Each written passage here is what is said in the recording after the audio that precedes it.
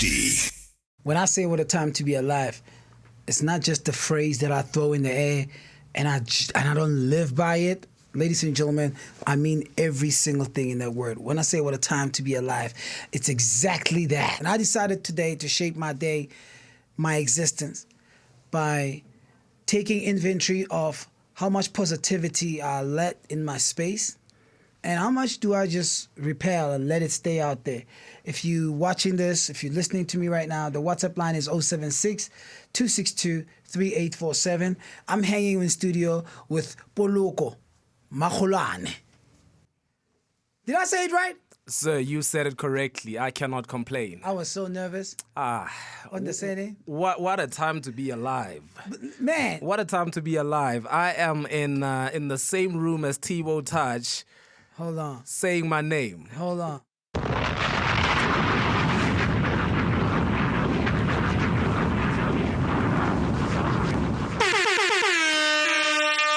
No, it's a beautiful time to be alive. It is. Blessed to be here. Thank you so much, sir. I'm blessed to be in studio with you, to be hanging here, having this conversation when I know 2-3 hours ago you were in Rustenburg. Yes, sir. And you gave us your time. The most precious commodity in relationship that we take for granted is time. Sir. Yes, sir. It's not gifts. Yeah. It's time. And you're giving us your time. How's Rusty, me, bro? How are the numbers in Northwest? Rustenburg is beautiful, my man. It's safe. Nah. Rustenburg is safe. That's really all I can tell you right now. Rustenburg is safe, and I am loving it. And once in a while, I have to hop out and be in Gauteng. Yeah. So every time I come out here, it's the valley. It's like a valley. It's the valley, so I've got to walk very cautiously here. But I hope it's not of the shadow of death. You know what? That's why I stopped at Valley. That's why I just stopped at Valley. I was like, I know the whole line, but Yes. let me just stop at Valley. Yeah. But no, Rustenburg is beautiful. Nice. Peaceful that side. The numbers are low, so thank God for that. Man, 25 years old and already like source of inspiration for many people. And I want to know firstly, when did this drive for you to be this amazing author, leader, motivational speaker, where did it come from, man? I mean, sometimes great people are born out of pain. Yes. And I no, don't want to precisely. think that's the same, or maybe I could be wrong. You see, so for me, growing up, there were no signs of it. You know, there were never any signs of, ooh, this boy is gonna do amazing things. It was when I was 19 years old when I was seriously and desperately searching for who I really am and who I'm supposed to be. Wow. It wasn't because of anything else. It was just because I was so desperate. Who is Poloko? Why am I here? What's next? Because I finished high school. Right. When I finished high school, parents didn't have money for me to go to university. I couldn't get a bursary. And which I, in hindsight, I'm glad about, because had I went to varsity, I would have studied just anything. I would have just said... Because you were clueless with what it is that you want to pursue. I didn't know who I was. And so I took that year off. When I was 19, I took a gap year, Right. volunteered in a church full-time, Monday to Sunday. I was Amen. there just doing anything that my hands can find to do, because I think there's something powerful about when you don't know where you want to go, where Right. you're supposed to be. Right. Do whatever your hands can find to do, right? Because it'll come to you. You'll figure it out. So I took that year and I did that. Whatever my hands could find to do. There are amazing... Did it with your might. Exactly. With everything. There are amazing interns here, which I was at the church. Right. I learned how to do photography, videography, Right. learned how to do sound. Yes, sir. And in the process, there was also speaking. Right? There was also speaking, and I had some mentors around me who said to me, listen, you don't know this yet, but you are an outstanding speaker. I said, really? And they said, let's show you. They took their time with me and they brought it out. Did they pick this up from your conversations with them, or were you giving testimonies in church? How did that get that spark?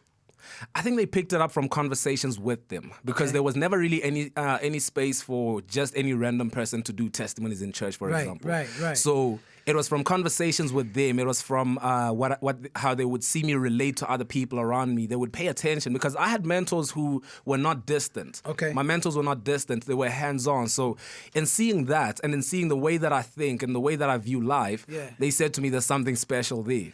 Shout out to such people, because you know what I really think is the biggest robbery in our time like of our generation is when greatness fails to recognize greatness in another person and it ends with you. Exactly. I completely think that is one sad void I would not want under my watch.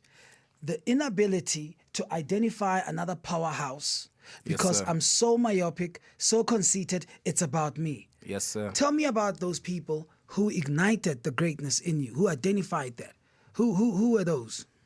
There's an amazing lady called Deborah. So Deborah was Who's Deborah? Kapo Deborah? Deborah. Okay. She's white, so it's Also, it's Deborah. Mario, a white person can also be Aussie. If she's an elderly. I was Deborah. I was Aussie Deborah. I was Deborah. Yes, sir. Yes, sir. You know what it is? It's that cultural difference, right? Yeah. When I first met her, Yeah. Auntie She's like, "Call me Deborah, Deborah." don't call No, me don't call me auntie. auntie. Don't call me I'm that. Deborah. Who's Deborah? Exactly, Yeah. exactly. So yes, no, she was phenomenal, and then her and her husband, and her Okay. husband. So I've had amazing couples around me, which I think is so key. What? Married couples around me who said, "Okay, let's help you out," because I can't talk to her about everything. So her husband was there to say, "Let me talk to you about this. I see that in your life," and And where was this? In Rustenburg? This was in Rustenburg, sir. Are you This was- serious? This was in Rustenburg. Do you know what my perception of white people in Northwest is? What is it? Khaki pants, always ready to go hunting, safari, excursions. No, for real. Yeah, And you're yeah. helping to demystify that. And I say it's a Yes. perception because Yes. that's all I know. You Yes, know, yes, as a yes. South African, my Yes. relationship with Northwest is Sun City. Sun City. Is what is that beautiful Marang? Yes. Marang. Marang, yes. Yeah, Royal Baphuke, Yes. Pilansberg. Yes. You understand what I'm saying? Yes, So yes, yes. the normal, usual, every time I Yes. see a white person, it's either driving me on a game range. You know what I'm Yes, saying? Like, yes. and I didn't know there's people who will be so selfless and give us this diamond that you are. No, Yo, completely Shout out to selfless. Deborah and her husband. Yes, Deborah and Kobas, absolutely amazing people. Bra Kobas.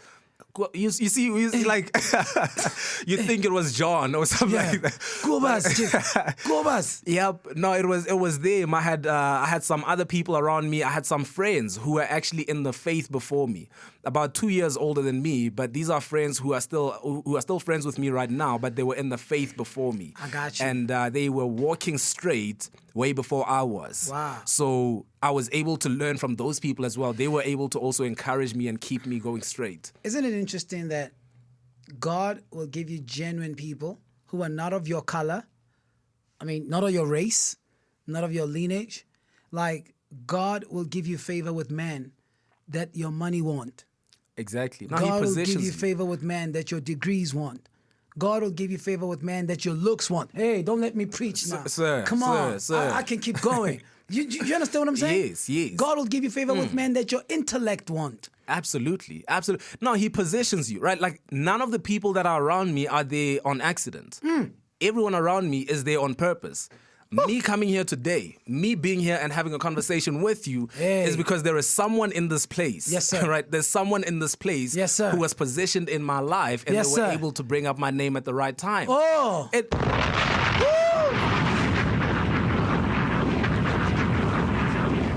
Sorry.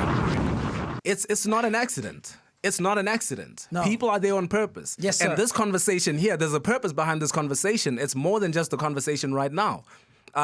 2 years from now, whether it be 10 years from now, I'm going to look back and I'll say, I remember when it started. It was that conversation that we had in his studio, and now look at what it has led to. It's amazing. So I got on the phone with my mom on my way here, right?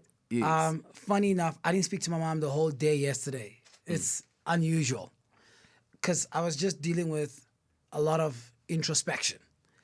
This morning, I finally had a reason to call my mom. Not that I don't have. I'm grateful she's alive. But I read something powerful that said, your brain is the nucleus that controls how every organ in your body has to react. Your brain determines how every organ in your body reacts. If, for instance, you get something shocking, if you like, some sad news, and you take that sadness and it goes all the way to your brain, it affects your ulcers. You start feeling some kind of pain. You're starting having a migraine. You open your balance sheet, you open your bank account, and you're expecting a payment. And I saw the eyes just saw an account that the payment is not there yet. But the brain, the message that's sent to the brain has triggered some kind of malfunctioning in your whole body. So what you take to your brain can actually give you the strength and the vitality you need to keep going. It's very important. It's very important. And you know, one of the things that I've learned is that actually your subconscious brain doesn't reject information, right? So your subconscious brain takes in everything. Whatever it hears, it takes in. And then what happens is that in your brain, if you have something that can either trump what it is that you are hearing, it will do it. But if you receive, say, something negative, and there's nothing that you've taken in that was positive to actually contradict that, this negative thing becomes what is. It becomes truth. It becomes what you believe. It becomes how you live. Because you don't consume enough positivity and your brain doesn't reject anything. It takes in everything. I want to cement what you just said. And I'm loving this conversation. What you just said, I used the scripture to my mom and I said, Mom, Lazarus was best friends with Christ. They were boys, man. Like, they will hang out. They probably did stuff that is not in the Bible. They were that cool. They were boys. Lazarus dies. They send a message to Jesus that, yo, your boy is dead. This guy goes back to sleep. Do you understand what I'm saying? He chills. It shows if I know the power to bring life back is in my hands, what constitutes an emergency is not a crisis for me because I already got the answer to the problem. Exactly. Do you understand what I'm saying? Exactly. So how we deal with a problem at that time, the way the brain reacts when somebody says something negative and you feel the need to respond to them. You know how many times somebody gave me a middle finger on the road because, maybe I cut the red light or maybe something did. But I was this close from being where President Zuma is today. I mean, for real, this close. Like, man, with the accessories in this car right now, I can do something that will hit the, I'll be on the head. What did you say? Like somebody just pulling and something holds you because the brain says, react. And then ego says, what? Silence them right now. But there's something that says, calm down. You are such a positive person. How do you recalibrate and bring yourself back to your epicenter? You know, you said something that was very powerful. You mentioned Lazarus. Yes, sir. I get excited when people mention the Bible. So I'm glad I didn't bring it up. Oh, okay. Oh, man, we can go anywhere. We can go anywhere in the scripture. In that story, if you remember, what happened was they sent a letter to Jesus, said, your boy is sick. And his response was, the sickness is not unto death. So he's not going to die. He said it, right? Now, in this moment, you get to choose, okay, I'm going to believe this. He already said it. And then he continues to take some time. Then he goes on to die. Even though he goes on to die, he already said, you know what I'm saying? He already said this sickness is not the threat. He said it's not going to end in death. It might pass through some death, but it doesn't end in death. Hey, preach it, man. It passed through some death. Yes, right? sir. The death happened. Yes, sir. But that wasn't the end of the story. The end of the story was him saying, Lazarus, come forth. Ooh. You understand, right? Hello? You understand. Come on, man. So man. For me, that's what it is. Yes, sir. Right, so the problem is so many people receive whatever bad report right now, and that's what you hold on to. For me, the way that I recalibrate is I always try to remind myself, right? When I was 19 years old and I set out on this journey, God said to me, I'm going to take you places. He said to me, before you were born in your mother's womb, before I formed you in your mother's womb, I knew you. Ooh. And before you were born into this world, I had already set you apart as Jeremiah. A voice to the nations. Come on, man. Now, because he already said that, if something happens on my way to Joburg, yes, sir. I don't focus on that. I focus on what he said when I was 19 years old. Oh. just the other Where do you day. guys get this guy? Where do you guys get this guy, man? Where do you guys get this guy? Poloko, man, keep talking. Just the other day, a week ago, sir. my mother was sick in hospital, couldn't breathe. There was COVID. She was completely helpless. Couldn't breathe on her own. Needed oxygen. We were running around, stressed out, and in situations like that, when that happens, I don't hang on to that information. I don't hang on to that report. I go back once again to when I was 19 years old and what he said. What did he say when I was 19? What was the promise that he made? Where did he say he was taking me in the first place? Because if he said he was taking me there, he's going to take me there. If he said he was going to deliver me from this, he's going to deliver me. I might go through some stuff in the process. I might face some stuff in the process, but that's not the ultimate end. I told somebody the other day, I'm going to keep cementing everything you say. I said, anything that's happening in my life, I don't attribute it to the person that I am. Whatever it is that's happening in my life, whatever I find myself being a recipient of, has nothing to do with me. I genuinely believe I'm a product of a promise that God made to my grandfather. A promise that God made to my great-grandfather. I'm a product of a promise. So if greatness materializes in my life, people say, hey, man, you're so lucky. How did you do it? Sometimes you have to be honest. We got to be honest with people and say, I don't take credit for the greatness that's taking place in my life because a promise was made. Because sometimes God makes promises that are generational. Yep. And they might not manifest in your life, Yep. but they could manifest in your offspring. So I look at myself, and when I deal with what I deal with, I say, let the devil give me his best punch. Absolutely. I am a product of a promise. Absolutely. And what God promises, he fulfills. Absolutely. So things sometimes happen. Like you said, when you were 19 years old, you were dealing with the fact that if anything happens today, there's a promise that God made to you at 19. Yep. Your grandmother. Let's talk about, losing your grandmother could have broken you. Yes, sir. Tell me about that because what breaks people, sometimes people don't bounce back. It took me years to heal from my grandmother's loss. Till this day, I try to say that I'm over it. I live with it. I don't actually want to get over it. I don't want to get over the pain because maybe that pain propels me. Yeah. You understand what I'm saying? But I want to know about you. Yeah. Maybe you can help me deal with my situation. No, for me, it was what made it hard was that grandmother was not grandma. She was mom, right? Grandma was mom. My mother had me when she was 19 years old, obviously had to leave me with my grandmother to go out and figure out how is it that she's going to get by, how is it that she's going to hustle and make it work. So my grandmother took me from, as a domestic worker. She was with a white family. And this is what really shaped my perspective on race, just FYI. Yeah. But... my grandmother lived with me in the back room of some white family's house where she was cleaning for them, working for them. My grandmother was mom. Wow. In every season, she was mom. I remember her all the way to when she passed. She was mom. And so I still remember when I was 11 years old, one day she got ill because for a season she had been ill. And so one day, she's about to go to hospital. She calls me. She says, Poloko, come here. I said, what's going on? She says, I want you to know that I love you. What? I'm about to go to hospital. And this is what she says to me. She says, I'm not coming back. No. Now, as a child, I think to myself, she's playing. You playing me, right? I don't You must get be it. joking, right? I don't get it, right? But she says to me, I want you to know I'm going to hospital now, but I want you to know that I love you because I'm not coming back.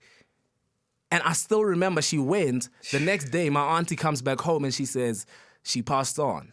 I still remember I broke down. And in that moment, I thought to myself, surely I cannot learn to get over this. No. At that point, I said to myself, surely I couldn't have gotten over this. Yeah. But what's beautiful about life is that these things may hurt in the moment. Right. But everything. I dare you to look back on every terrible thing that has happened to you. Look back at it and what you gained from it. Not what you lost, but what you gained from it. And tell me, was it not worth it? You look at what the pain did to you, how it built your character, your strength, how it grew you, right? I'm sure when that message was delivered at that time, I'm not coming back. Part of you started to say, how do I venture on my own? you could have probably blamed her to say, why you even think you can leave me by myself? I want to know the emotions at that time. Did you feel like a deposit of maturity, something just saying, you got this, or were you a second away also from shutting your own life? What I want to understand paradoxic. What were you dealing with at that moment? Here is someone seeing their life is going, speaking to someone who has more of life to live. I was completely Paradoxical lost. as it is. Right, I was completely lost. Have you ever like been in a moment where you don't know? And when I say I don't know, I don't mean I don't know as in I'm about to figure it out. No, I don't know. What's up, what's down, what's color, what's whatever. I don't know. I'm just sitting there and I don't know. I don't know. I remember there was a time when my auntie got frustrated with me because I'm just sitting there. I'm like, what now? I'm speaking to a product of your beginning. Where you start definitely does not determine where you end. Poloko has an amazing book. You got a book. How do I make a difference? This is the book, by the way. How do I make a difference? We got 4 cameras in the studio. The question that answers. Yes. How do I make a difference? How much of this book was inspired by the loss of your mom, of your grandma? I would say that most of it, because everything that I am today, I think everything that I am today is not inspired so much by the loss, but by the fact that she was there. Right. So because many times people are inspired by the loss, but I like to think that it was inspired by her existence. It was inspired by the fact that she was here, she was alive. That's what inspired it. I'd like to think that had she not died, I still would have grown up to do something significant, like write a book about making a difference, right? So I don't necessarily like to think that it's inspired by the loss, but rather by the fact that I had her. She was here, and because she was here, I am this individual that is so determined to make a difference. Because I tell you this, like I told you, she was a domestic worker. I come from a family that has absolutely nothing. But one thing that I've taken from my family, they didn't teach me how to manage finances, how to budget, how to do all these incredible things. I never had good examples for what being a father's like, Right. and all these things. But one thing I walked away with, one thing I still possess, is the fact that my family is generous. My family. If you step into our household, Yes, right? sir. I still remember when I was a child, I lived in a village, so we used to buy a live chicken. You know, Okay. If the neighbors saw us walking in with a chicken, we're having visitors. Wow. We're having visitors, right? And it might be one a month. It might just once a month. Wow. But we're having visitors. To this day, I've seen my mother be so generous to the point where one time there was one of my boys came to my house. I was with my boy at my house. Okay. My mom had some money, and so she was just feeling generous. So she gives me some money, and then she gives my boy some money. Right. You're like, His mom never gave me money. What's going on here? Like, what is this? Why are you giving him money? His mother never gave me money. Right. But I come from a family that is generous. I come from a family that where I've seen parents who put the needs of others before themselves, and so that is really what inspires a question that says, "How can I make a difference?" Wow! Right? Because all of us, So 2 seconds. This is your mom giving out of her all, and creates an impression that you guys are well off, because her giving is not stimulated by how much she has. Yes, sir. Comes from her heart. Yes, sir. It's very interesting, man. I'm listening to you and I'm seeing a lot of my chapters of my life in you speaking, and I find it interesting that some of us wait till we blessed. Yes. Before we can bless others. Yes. Isn't it sad? It's terrible. Like Palisa will have to have 1,000 rand before she can borrow you $100. Terrible. But she'll never give it to you if she's got 250. It's the way we are, and it's what we have become so obsessed in accumulating that it's such a serious, rigorous process to give. Yes, sir. No, if you have $1 million and you give me $1,000, that's not really generosity. Is it like I don't know if that Hey, can exactly be said don't to be go there, man. generosity. Man. What I've seen, what I've learned about generosity, as I saw parents who had nothing and they gave the last of what they had. That's how I learned generosity. How do you feel when you walk into a boardroom and you have to make a presentation and you're sitting with people who've been privileged, and in that very boardroom, you find yourself being way ahead, but because of privilege, they could sprint a marathon, and you, because of experience, you have to jog a marathon. You're both running the same distance. They got better infrastructure to get to the finish line. It does not mean they are physically more capacitated than you are. How do you feel as a black young man in South Africa today, sitting here, having to have seen what your life could have been if you had access to resources, if you had a fair shot of not being a product of apartheid? But because it happened, we're not blaming it. And now that you're here, dealing with the very same struggle of making capital accessible or accessing capital, and you're sitting here saying, Touch, there are some people of my age, of my caliber, I will smoke if the playing field was fair. It's a blessing. And that sounds... Did you say a blessing? It's a blessing. I need a shot of tequila. I can tell you this right now. I have been in those situations with those people, and they don't have the hunger that I have. They don't have the drive that I have. Ooh. They don't have the thirst for knowledge that I have. Ooh. Right? They don't have the work ethic that I have. Okay. And so what's going to happen, the playing field might not be even. Okay, sir. What's going to happen, though? Yes, sir. One day, Woo! God will just mess around and drop something in front of me. Yes. And it's over. Woo! It's over, right? It's over because I tell you now, it's a blessing. The moment that I have access to the things that you've had access to, which is coming. Yeah. Oh, I'm not gonna die before it happens. It's gonna happen. Yes. The moment it happens. Yes, sir. The moment it happens, sir. I'm getting shivers. The moment it happens. Tony's laughing at me. I'm telling you now. Yeah. I'm telling you now.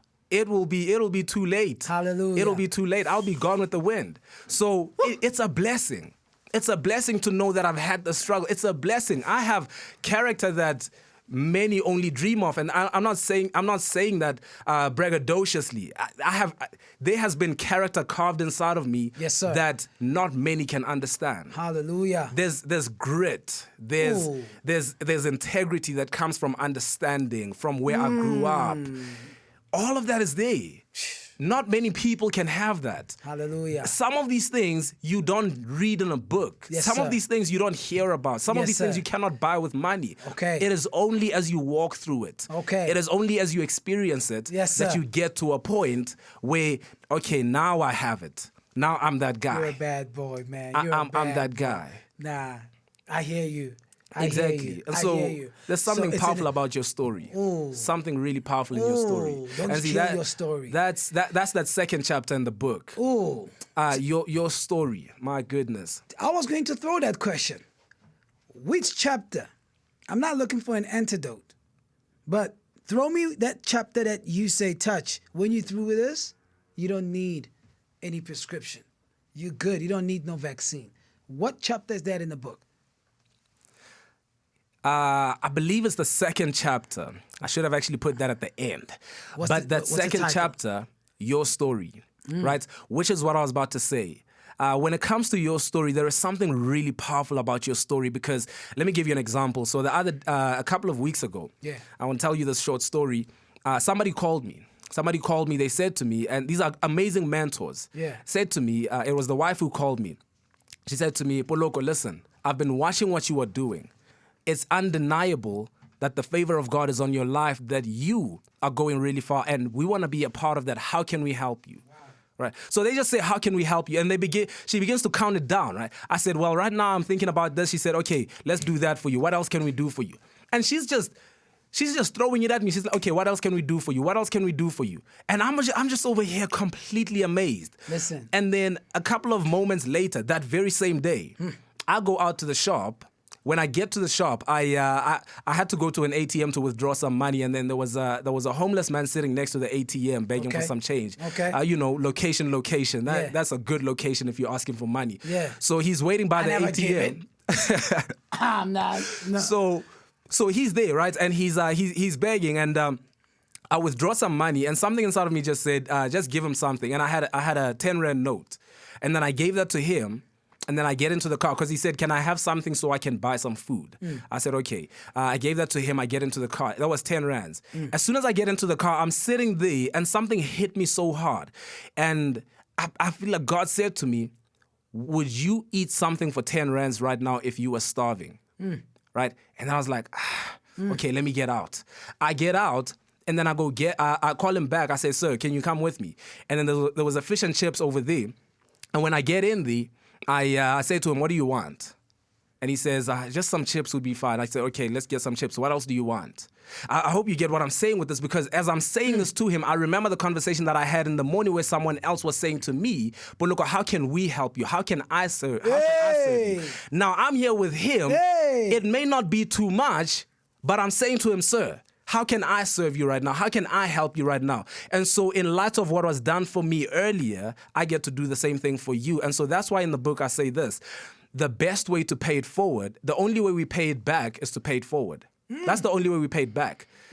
I can't do for you what you did for me today. The only way we pay it back is to pay it forward. I want you to say it facing my phone. So they can hear this is not scripted. The only way you pay it back is by paying it forward. We pay it back by paying it forward. God. Touch, what you have done for me today, when you put me on, when you have this conversation with me, I can't do that for you. Where do you need me to put you on? You don't need me to bring you into a studio in Rastama. I don't have that. Right? So the only way that I can pay that back is by doing it for the next person who one day will be in this position that I'm in today. Hallelujah. We pay it back by paying it forward. Ladies and gentlemen, if you don't remember the name, and I'm going to say this one more time, you got to go get his book. Poloko got this amazing book. How can I make a difference? How can I make a difference? Yes. I'm hanging with a powerhouse right now. I'm hanging with a powerhouse because it's interesting. When I was reading the scripture where grace did abound, where sin did abound, grace did much more. I was asking myself, where are the Polokos of this world when everybody on social media is just going on a different tangent? People are struggling with depression. People are struggling with the fact that we are in a pandemic. Yeah, we all here. But is God raising an army of people who are going to say, come what may, we will not bow? Like the three Hebrew boys who said, turn up the fire. Nebuchadnezzar, we are not going to subdue. Yes, sir. Where are those minds? And I'm glad as I'm talking to you, man. I'm saying this without his permission. I'm gonna say this on camera too. Poloko is gonna be coming as one of our guest speakers on Church on the Block. Listen, it's done. I'll send you the date. He's gonna be one of our main key speakers on Church on the Block. And when you leave that place after he speaks, you won't be the same person. I'm telling you. Love it. As I'm talking to you, I'm picking a bundle of gifts. A bundle of gifts. And with a bundle of gifts comes a bundle of attacks. Yes, sir. People don't understand. Motivational speakers need motivation on and off stage. Yes, sir. You deal with some serious stuff in your life. It's a lot. I'm sure you deal with some serious stuff in your life. It's a lot. I'm a soldier regardless of what's happening at home, regardless of what's happening in my own. I have to see it through. And so there's a lot that comes with this. And with all of that, I constantly need to be speaking to my mentors. I constantly need to be speaking to people who can speak into my life. I can't believe it, man. And you pulled it through. You pulled it through. Not everybody did. Not everybody could. To be consistent with an idea at the peak of a pandemic and bring it to fruition, it's a gift. Yes, sir. It's a gift. And now that we are approaching, I think there's light at the end of a tunnel. Yes, we still got to get everybody vaccinated and deal with all kind of stuff. But post this pandemic, what's on the table for Poloko? What's on the table for Poloko is I would like to get how can I make a difference to every part of South Africa. So the book is available on our website, but what I want to do is I want to do a book tour because I want to get face-to-face with the people. I want to do a nationwide book tour, and at the moment, I've actually started writing my second book. I think we're going to do that tour together. I'm telling you. I'm with it. No, not just us. We're going to get others. If you're live now on Insta, life is about igniting the greatness in the next person, and next person, and next person. I think this is igniting all these amazing Avengers Yes, sir. that are listening. Yes, right sir. now. I always say to when I'm with people in my level, I always say, don't count me as one of y'all's. I'm a mutant. Yes, sir. Yes, sir. I've never subdued to this mob mentality. Yeah. I've always been that guy. If everybody's flying economy, I'm flying business. Yes, if everybody's sir. flying business, I'm driving. I'm not comfortable with being part of the mob. Yes, sir. You understand what I'm saying? Yes, sir. You guys say this is a pandemic. I say it's an opportunity. Love it. You feel me? Love it. You Love understand it. what I'm saying, man? Yep. God has been good to me in my adversities than he has been in my celebration moment. Yes, sir. Yes, sir. No, it's so hard, and people say all the time, it's so easy to praise God when you are on the mountaintop. It's not. On the mountaintop, it's not, right? It is there when you are in the pits that we actually can get to say, okay, God, now what do you want to do? Now I'm going to depend completely on you. And what's difficult about trusting God is that God will take you another way. He'll take you that way when everybody else is going that way. And it's like, God, are you sure about this, God?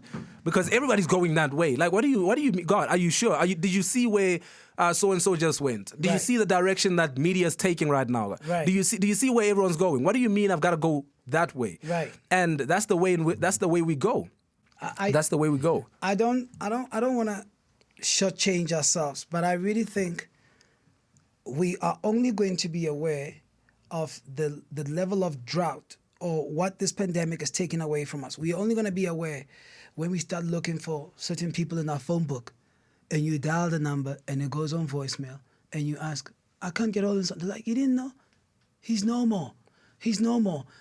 Never in history have I had to deal with deleting people's names. Not because I was blocking them, but because they are no more. I'll make a classic example. Last Friday, I'm talking to Brasilomake Ngube. Did I say the name right? Silomake Ngube. Yeah. I'm talking to Achimurok. Yes, Let me make sir. life simple. Yes. There's only one. As we speak, Dr. John Tibani passed away. We were having a conversation. It's like, hey, man, Dr. Tibani is no more. Kirimun. What? While he's talking to me, a few minutes later, he says to me, hold on, I'm going to have to call you back. I just got a message that came into my phone. So I don't follow up. What was the message? I'm talking about a message. It could have been, you need to be on calls, on set for a shoot. Boom. I later check, hey man, Brazil, not picking up. Brazil, he lost his mom. Now, the week before, he just buried his brother. So in 7 days, he lost a close friend, a brother, and a mother. Yep. And I'm saying, our minds, we might not admit it. We're going to need help with this emotional fatigue. The aftermath of this is going to be insane. The aftermath of this, and people don't recognize it, but it's really bad already. Do you think we're ready for it? And it's only going to get worse. And I see it in the fact that people pay attention when you have these conversations, because I had a conversation with some girl who hit me with a question. I was doing a live stream where I was giving some motivation, some encouragement from the scriptures, and she said to me, Poloko, in 3 months, we had to put up the tent 3 times in our yard. We lost 3 people in 3 months. And now when I hear, she said in the same yard, not a distant relative, she said in the same yard, we had to put up a tent 3 times. And when you hear these things, you realize that people are desperate for some kind of hope. No. We're a country that I love how we can make a joke about everything. But I always say, the more we joke about it, the more I know that it bothers us. The more we joke about it, the more you tell us that you don't care, the more we know you care. The more we complain about all these kinds of things that are happening in our lives, and we joke about it, and we say this about it, and we make a joke about Njolo, the pandemic, the more we know you care, the more we know that you are scared you're going to die alone. And but we know. Are we being delusional? I think to some level. Is that us trying to live in suspense of pain? I think so. It's a coping mechanism. It's a coping mechanism, and not a very good one because it doesn't heal. It just helps you cope for the moment. It's the same thing as shooting a bottle of whiskey because you're running away from a responsibility. Exactly. All you can do is suspend the pain. You're not dealing with it. Exactly. No, it's very difficult. I mean, not that I've never had the best ideas after drinking a bottle of wine. God forbid. Yes. I'm just saying, Yes, ladies and gentlemen. The solution is not in the bottle, but a fraction of it is there. just so we right. You get a different perspective after that. Yeah, Yes. Nice quality wine. But I think we tried our best to escape the reality of the situation. Yep. No, we try our best. And then we realize that it doesn't work because what happens then is that we have another situation, and the same thing happens. You look at things like gender-based violence. You look at things like the COVID pandemic, and you look at unemployment. You look at what's happening in terms of corruption and all these things. Every time an issue comes up, we have the same conversations we had back then because the last time we had this conversation, it wasn't helpful. We didn't come up with a solution. Otherwise, we wouldn't be here. Otherwise, we wouldn't. We would have been on another level of dealing with this. But we never really get to another level of dealing with something. We just always do it to get our Twitter followers up, so we can hop on a hashtag and make sure that it's fun for the moment. We get a vibe going for the moment to make sure that our feeds are alive and we are relevant. But we never really have conversations that changed the world. One of my boys, a guitar player from Bishop Hezekiah Walker. Bishop Hezekiah Walker just hit me up.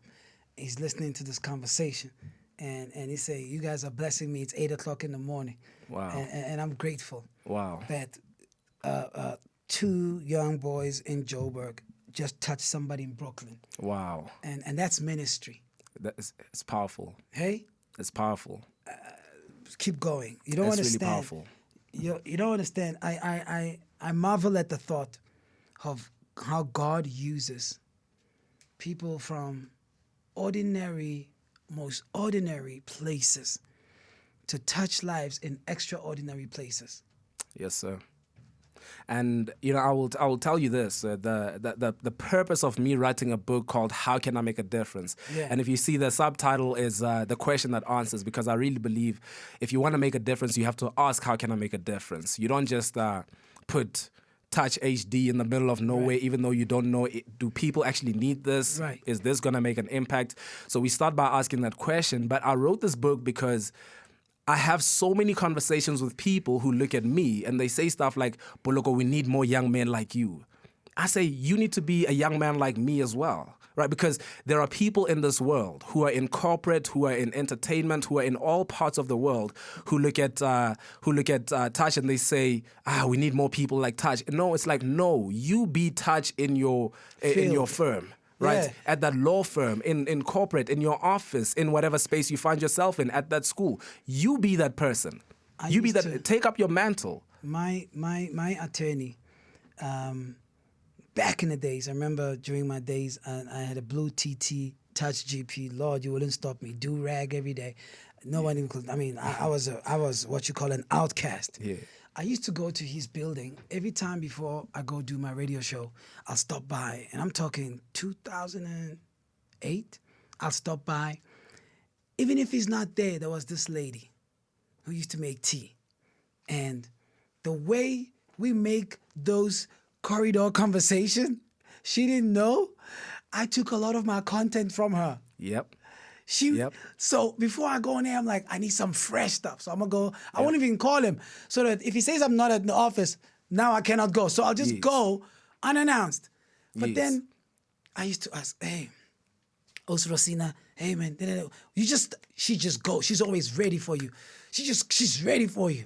Yo, husband and was, and I'll take we make conversation. And then while she's talking, right, she's making you tea. And you're like, oh no, man, no. And then you drink, and she gets offended if you don't take the tea. By the time I leave there, I didn't even see my lawyer. When I get on air, people are like, yo, this guy's so researched. Yeah. But they don't understand. I was connecting with another Tbo Touch who makes tea. That attracts Tbo Touch to want to see her before I go and do my greatness. My greatness will be less compromised, will be more compromised if I didn't make contact with her. Sir. She was such a fuel in my life. She didn't know I draw so much inspiration from her. Yes, sir. And what you're saying, if people are operating in their first calling, putting their A game in their first calling, it doesn't matter what the calling is. It doesn't matter. You shine more than the person who's on stage. It doesn't matter. In the mind underground, you see, this is what I always say. I mentioned I was Deborah in the beginning and what she did in my life. Yeah. She didn't know. Right now, I'm on a daily basis. I have content that reaches thousands of people. She didn't know that's what she was doing. Wow. She didn't know that. Right now, me being here is the fruits of the seeds that she planted. Hallelujah. Back then. This is her work. So let me throw a question then. Yes, sir. What do we then do to help ignite the other Polokos out there? Because I really think what you said was profound, to keep the door open for others to walk through that greatness. But now we have a bigger responsibility, apart from writing books and speaking. What do we do? What do we do? What do we do to ignite and just give that people that switch to say, wake up? How do we activate that switch? I think we take up our responsibility, and there's a very desperate need to remind people that they're not victims. I think right now in 2021, more than any other time that I have seen in my few short years of being here, people are victims. People, oh my goodness, hey, there was a 500 billion somewhere that, no, just go on. Okay, what happens after we find the 500 billion? So I think there's a desperate need for people to take up their responsibilities. There's a desperate need for people to hear a message of accountability, to say you are responsible for what happens in your home, right? And what I don't like about motivational speaking is that there are so many motivational speakers who try to convince people that you are perfect as you are. No, you're not, right? You're not. Otherwise, we wouldn't be doing this. Otherwise, we wouldn't be having these conversations. Otherwise, there would be no point in you trying to grow. So there's a need for a conversation that says, listen, your life right now is not what it should be. The world right now is not what it could be. And so right now, what is your responsibility? We have to put responsibility on people, regardless of where you come from, regardless of your background, your disadvantages, what you didn't have growing up. You have a responsibility. You got to take up a responsibility and run with it, regardless of what the government did to you, what you didn't get, where your parents were. That's irrelevant right now. And you can use that in your story, but you have to understand it doesn't stop you. Let's wrap it up. If you had a message for President Cyril Ramaphosa, what will it be? Wow, that's a deep question. And he's listening, and you saying, okay, he's giving you his ear to hear you out. It might not be a message, could be an advice. What I would say would be that, sir, people are scared. People are scared. There has to be something that happens to reassure the people that we're going to be okay. I think one of the first things, what I love about flying, is that in a flight, one of the main things that you might notice in a flight is the reassurance that you are going to be okay. Because there's all kinds of safety procedures. There's all kinds of guidances. In case of this, make sure you do this. It comes across as though we have figured this out. Right? And when you are in a flight, you get the feeling that the pilot has figured this out, that everybody, the air hostesses, everybody knows what they are doing. So, sir, please just do your best to convince us. Right. Do your best to prove to us that everything is okay, we really don't need to panic, because people are panicking right now and it's not good. When people panic, there's all kinds of stampedes that happen and people can get hurt. If you had to say right now, if there was no order in this room and I said, I just caused the panic, Right. people would run out of here and somebody would get hurt on the way out. But if you came in here and you said to me, guys, there's nothing to worry about, I just need you to walk out and we're going to get outside safely, but I need one at a time. And just give us some order. Give us some kind of reassurance to know that we are going to be okay. That we're going to be okay. It doesn't have to look good. We just want to know that we're going to be okay. That's it. I think great leaders are great listeners, and we should not be wary of sending the right message to our leaders. And you, as a leader, I pride myself to have had this conversation with you. I think this conversation was like the genesis of a great journey. It's greater work that has to happen.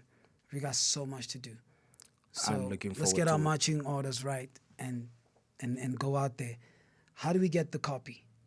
The copy is on my website. My website is www.polokomakholane.com. That's very hard to pronounce, so you might not be able to spell. But I had to do it because I said I'm going to teach the world how to spell this name. That's deep, but we'll get to it. I said I'm going to teach the world how to spell. Anyway, POLOKOMMAKGOLANE. Do you know how difficult it is to spell Louis Vuitton?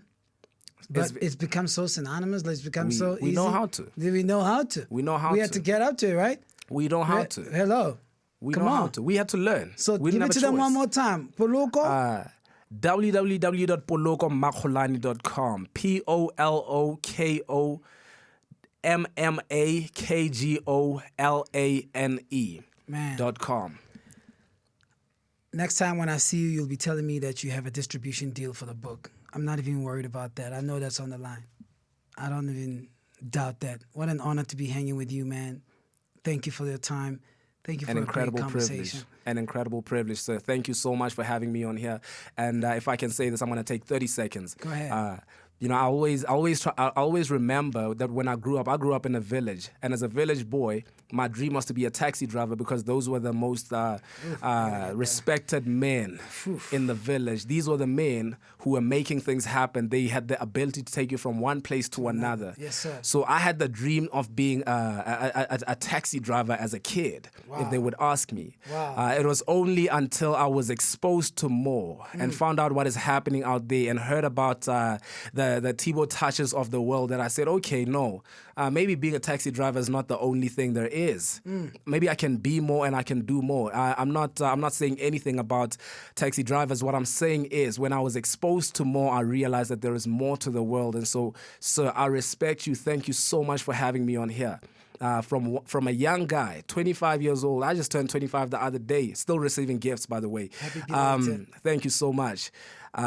From one young guy who grew up hearing your voice, being familiar with your voice, it is an absolute honor. I told the boys yesterday, and they said, "Hey, man, give me a shout out when you get there. Tell Tbo about me." Come on.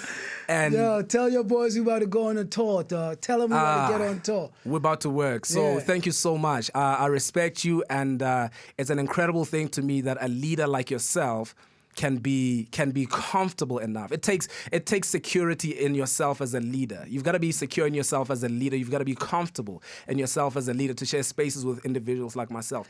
There are people who don't. I don't say this to brag. Again, I know what you're saying. People are scared of me. Woo!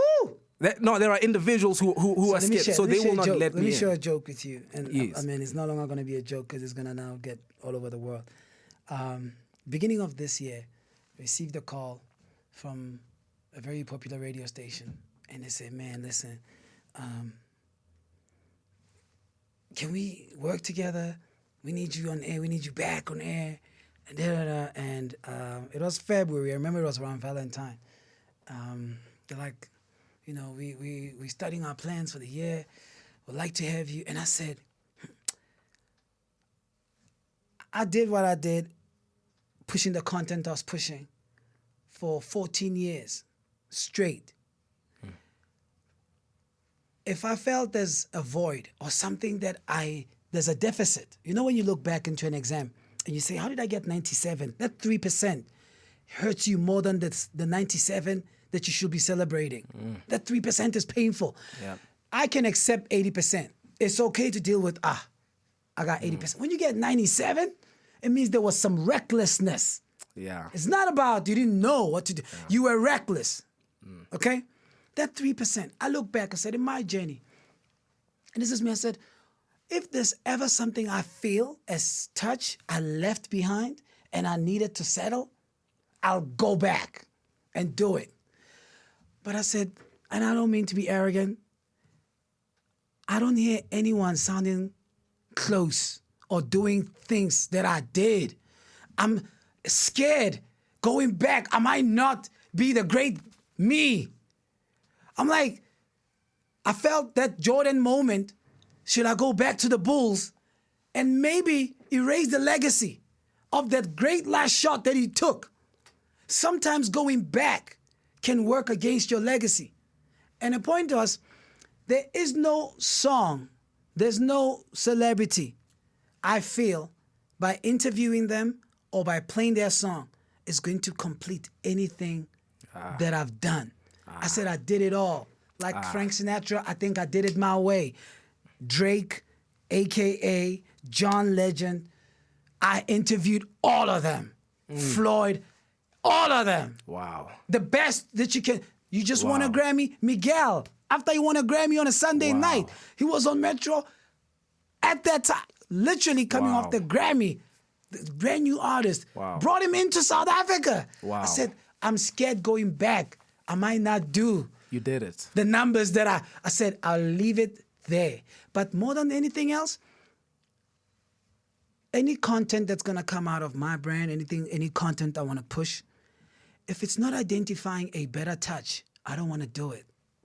Wow. So this team that you see here, they'll tell you, I'm obsessed with one question. What's the DNA of our content?